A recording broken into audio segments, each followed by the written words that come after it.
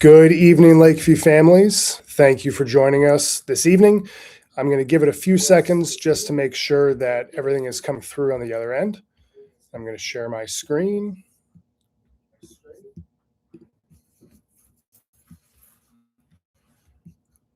Do we have the presentation showing up?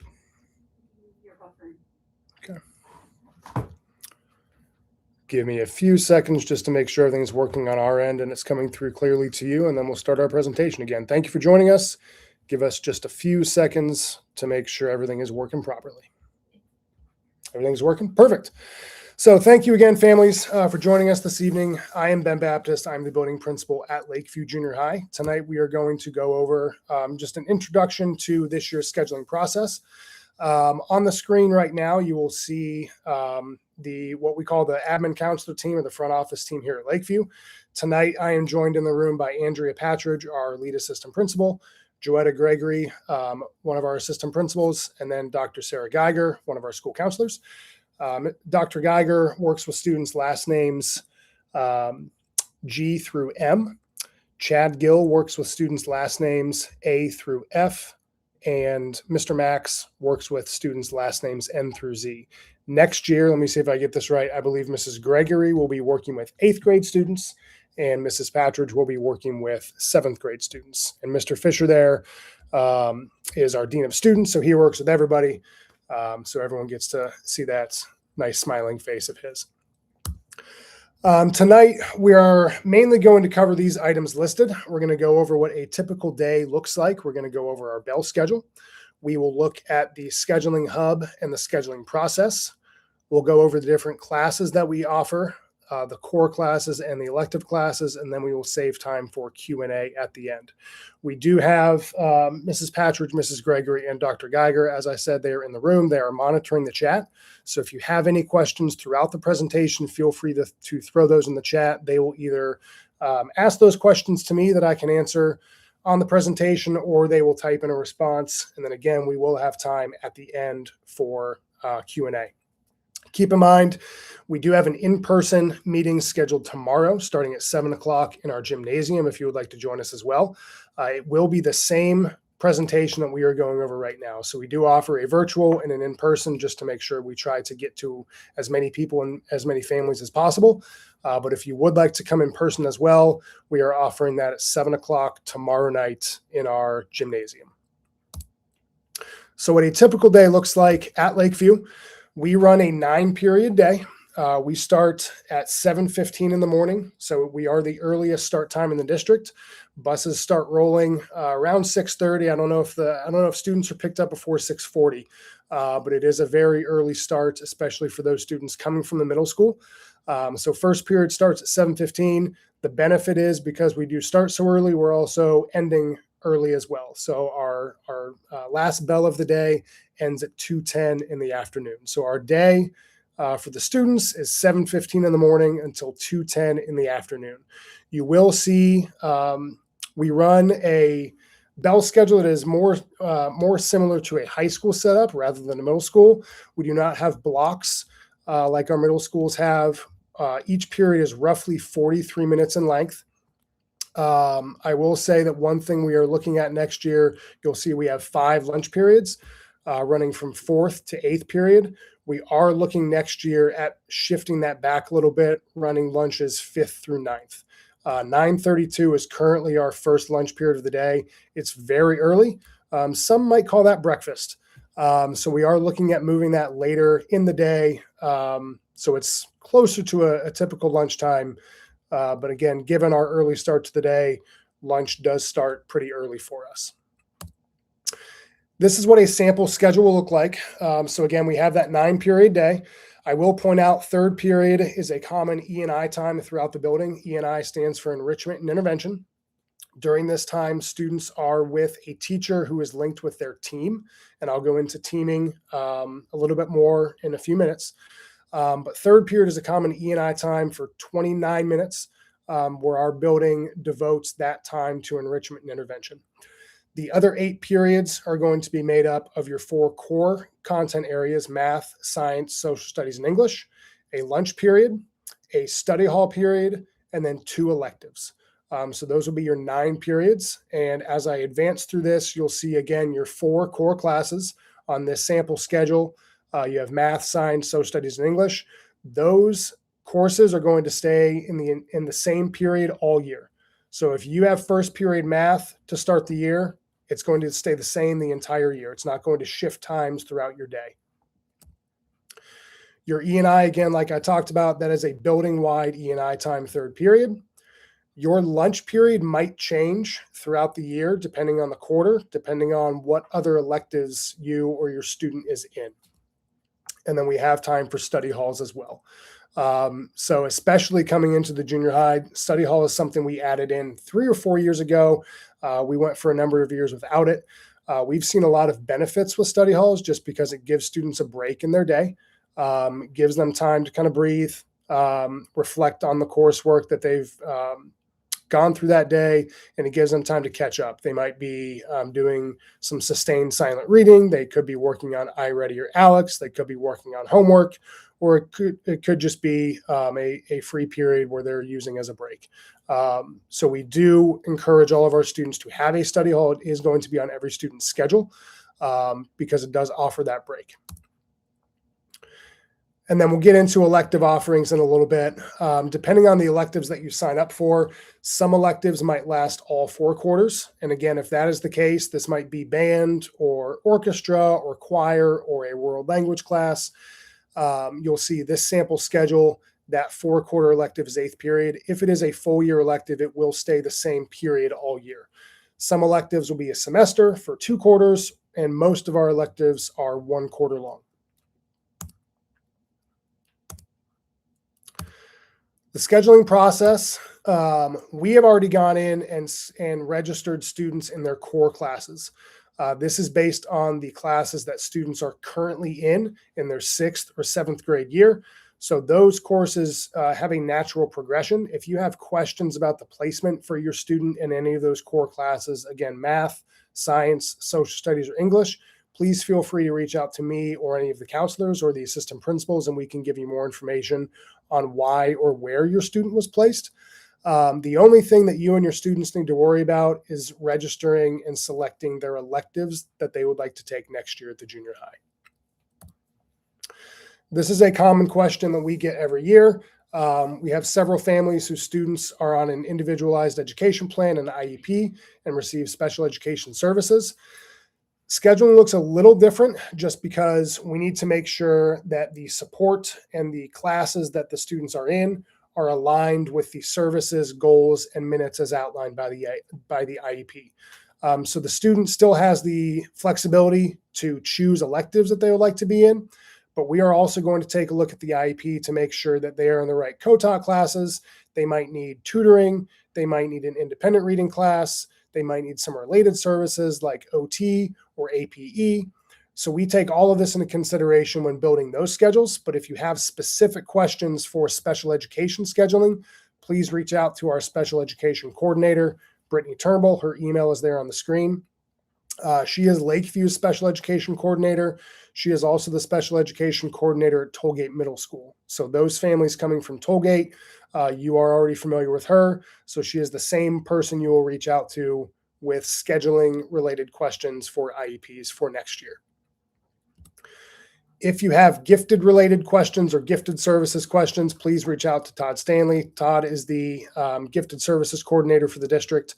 So if you are wondering if your student is eligible for any advanced standing or gifted level classes, this could be algebra, this could be gifted English 7, this could be advanced math, this could be gifted English 8 or geometry. If you have any questions about the gifted services program, again, please reach out to Todd Stanley. His email is there on the screen.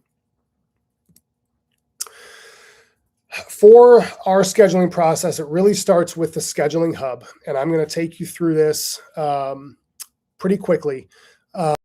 What this is mainly a one-stop shop for all of our students and families scheduling questions. We really encourage you to start at the top, watch the welcome video, and then have your students watch the how-to schedule video. It's a very quick video. It just gives them an overview as to how to start that process through their Infinite Campus account. One thing that we run into every year, students are only able to schedule through their personal Infinite Campus account, not through a parent portal account. So parents, if you are in the portal and you're trying to figure out where to go for scheduling, please keep in mind you have to be with your student in their personal student account rather than your parent account. We always encourage students to go through the scheduling hub. We have a lot of information on here. The best place to start is this junior high course of study.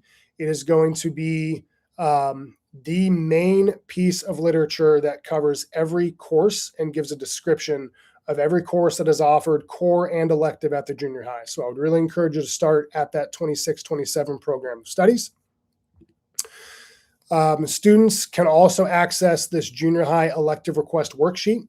What this does is really help visualize how many courses and how many electives they are signing up for.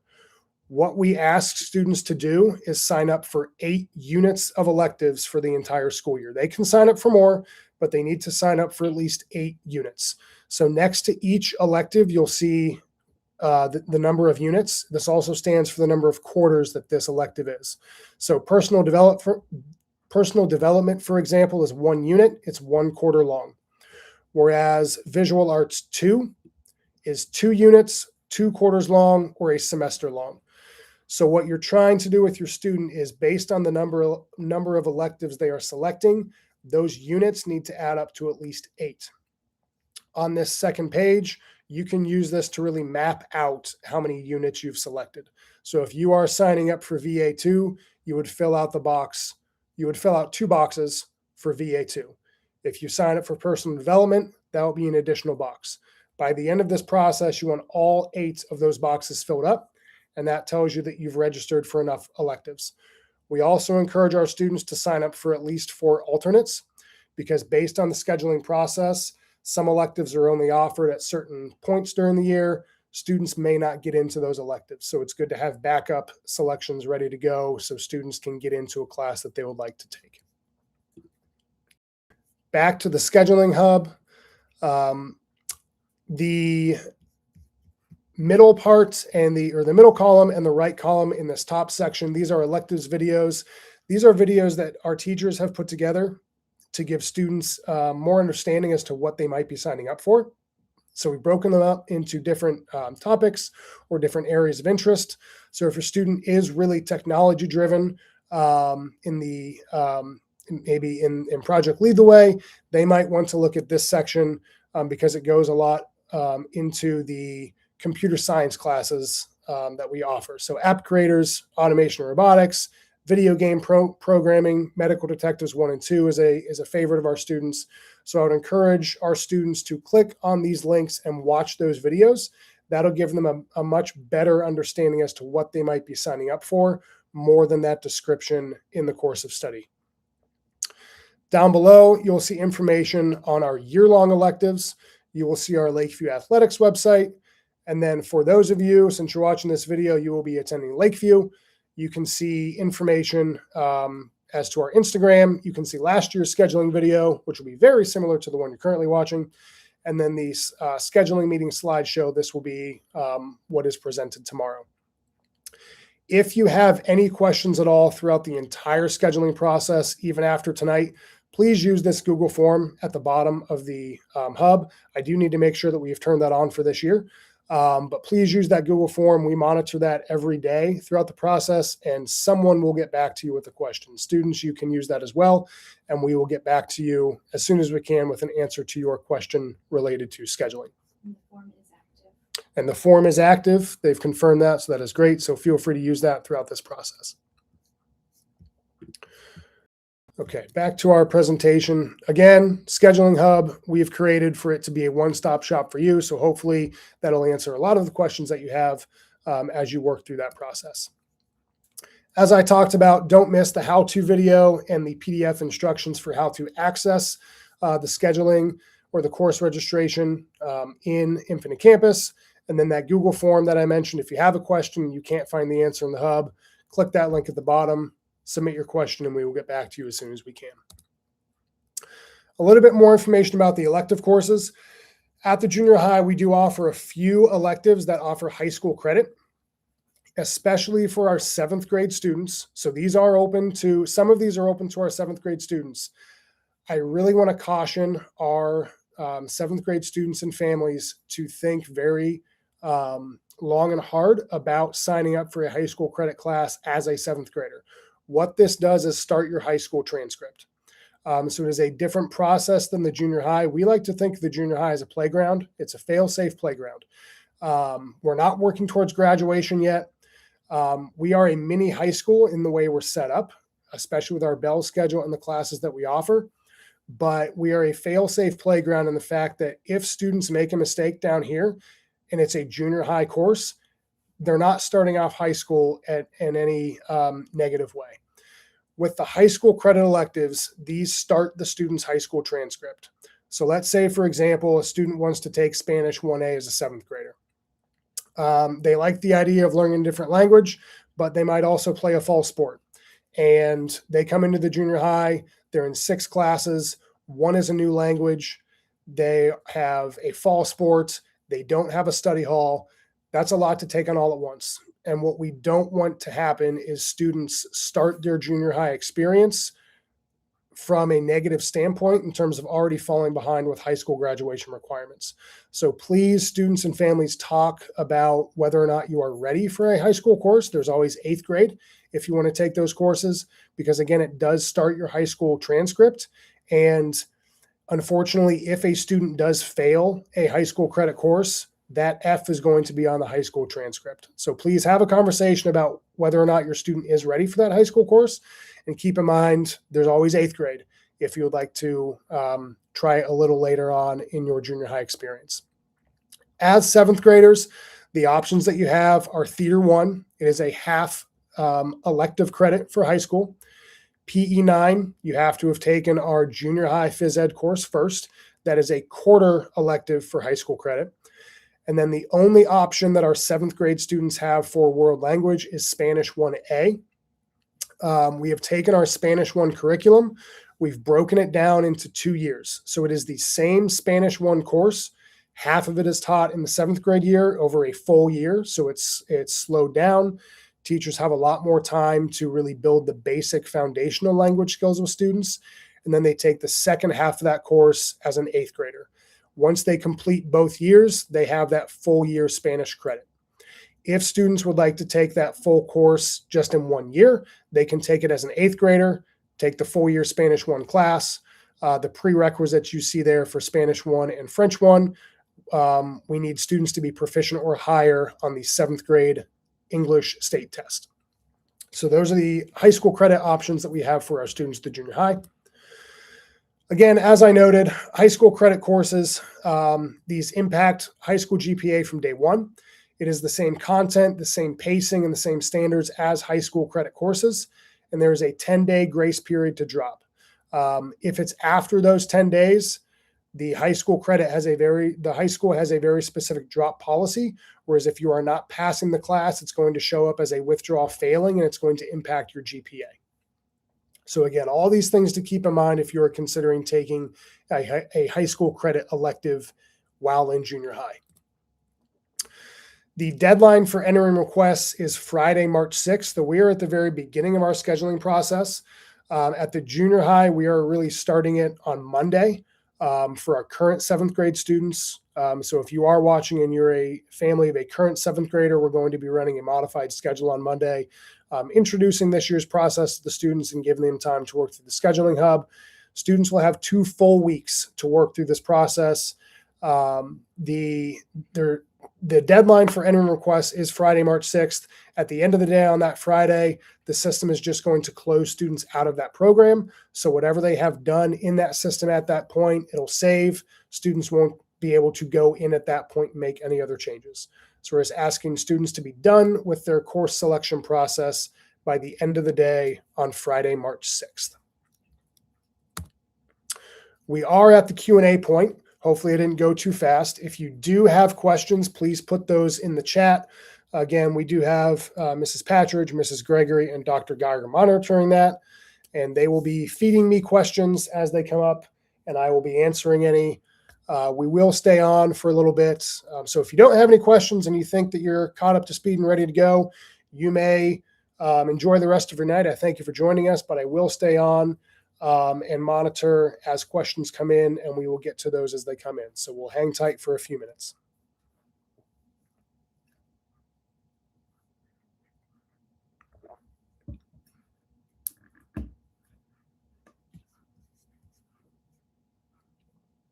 Are electives assigned first come, first serve, random, or is there another way? That is a great question. So the question is, are electives assigned first come, first serve? Is it random? It is completely random. There is no benefit to having your courses selected tonight. I know a lot of students want to race and get them in and be done. There's no benefit to being done tonight or being done on Friday, March 6th.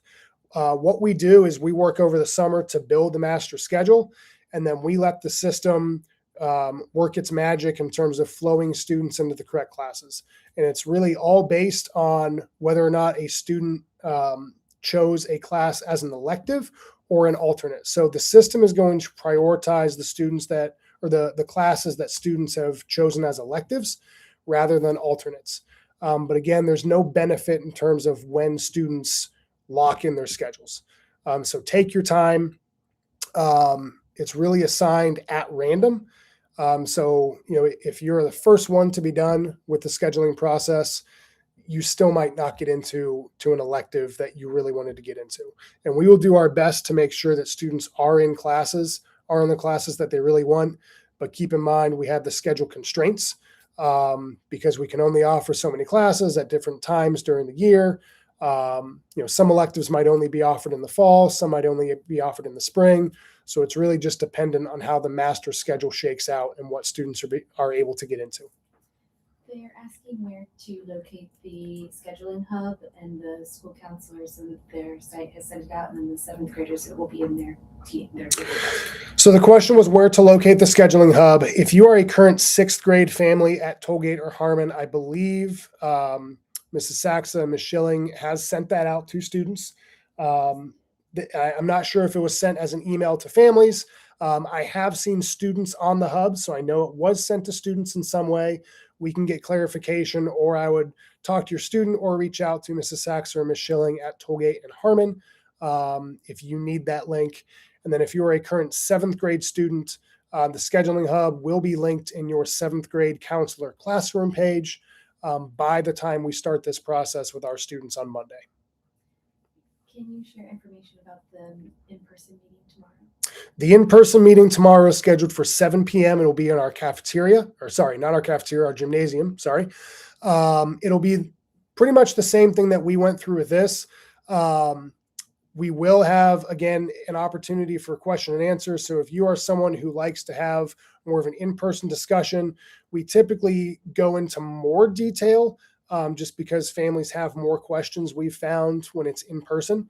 We will be passing out hard copies of the elective worksheet so students can have that to work through as we are going through our presentation. But overall, the presentation is no different. It's going to be the same exact presentation that I just walked through with you guys on YouTube. It's just there might be a little more opportunity for interaction and Q&A tomorrow, but it's the same exact presentation that you just saw. We have someone asking if they can register for football as an elective, so there might be some confusion about how they sign up for sports versus classes. So the question was, can someone sign up for football as an elective? So what we are talking about right now is course registration for our school day. Any extracurricular sports, you would need to sign up through final forms. I'm going to go back to the scheduling document really quickly. The best thing to do if you have a student who wants to play a sport next year, go to the Lakeview Athletic website. And hopefully we're following along as I switch tabs. You are going to go to final forms. So inside athletics, you'll see final forms registration instructions if you are new to the junior high, and then you'll see final forms. That is where you are going to register and create an account. And then you can choose the sports that your student is interested in. And then that will put you on a roster of sorts. So you'll start getting information as coaches put out information for tryouts or practices. But that is the best way to get informed as to sports that your student might be interested in playing for the fall. We had a question about when buses come, but we can direct them to the bus information on the transportation website. Yep. So the question came in about buses. I'm going to direct all transportation questions to Peterman. We do not control any bus routes, any pickup times, drop-off times. I believe they're going to send some information in the chat about how to contact Peterman. But if you are wondering about transportation, the best place to call is Peterman directly, because they handle all of the logistics for our transportation. Do students typically know how to get into their IC accounts to find them? Question was, do students typically know how to get into their IC accounts to access the hub? I hope so. I would talk to your student to see if they remember their password. If you are a current Lakeview student, I would have you come to the office and talk to one of your counselors. We can get you logged in. And then if you're a current 6th grade student, not to put more work on Mrs. Sachs or Miss Schilling, but I would reach out to them if you need a password reset, or if you need if you need a reminder of your username. Once you get into that scheduling hub, if you go to the how to schedule video, that is going to tell you exactly where to go once you are in the platform. Under student links, Mhm. staff student bookmarks, Infinite Campus is a drop down from that on all students. On all student Chromebooks in their bookmarks, you will see Infinite Campus as a drop down as well. So that will take you to the site. But in terms of login information, if your student forgets that, they might need to talk to someone in their front office. We did have a student confirm that their the link for the hub was in their student's Google Classroom. Perfect. So we did have a student confirm in the chat that the link to the scheduling hub was in their Google Classroom. So if your child is wondering where that is, the Google Classroom for their teacher or their team might be the best place to start.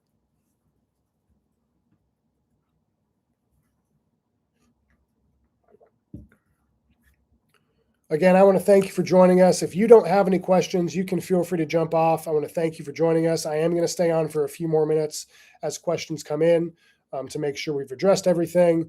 But if you don't have any questions, if you're ready to go, you can enjoy the rest of your night.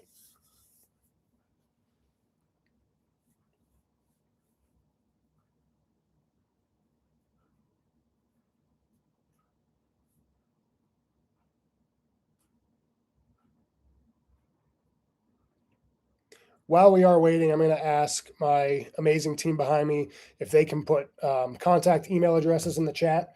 If you have any questions at all during this process, I know I gave you names at the beginning of the presentation, but if you have any questions during this process, feel free to email any one of us. Those emails will be in the chat, and then we can get back to you. Again, we also have that Google form at the bottom of the scheduling hub that you can fill out, and we will get back to you. So several ways to get in contact with us if you have any questions.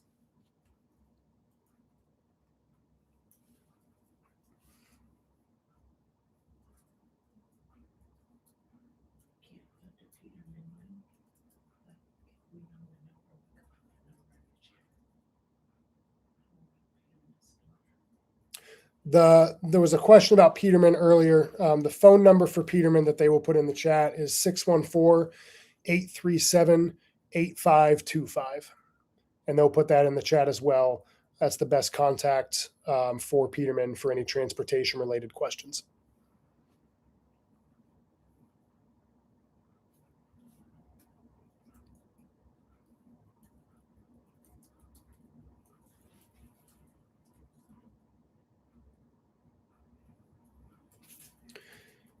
Any other questions coming in?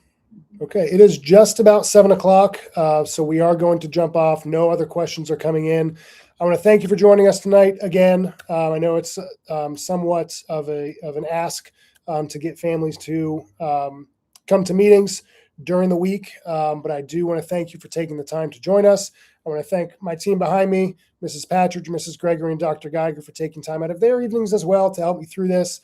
And again, if you have any questions throughout the process, please reach out. We will help you through. And then students, remember, all course requests are due by the end of the day on Friday, March 6th. Thank you all, and you enjoy the rest of your night.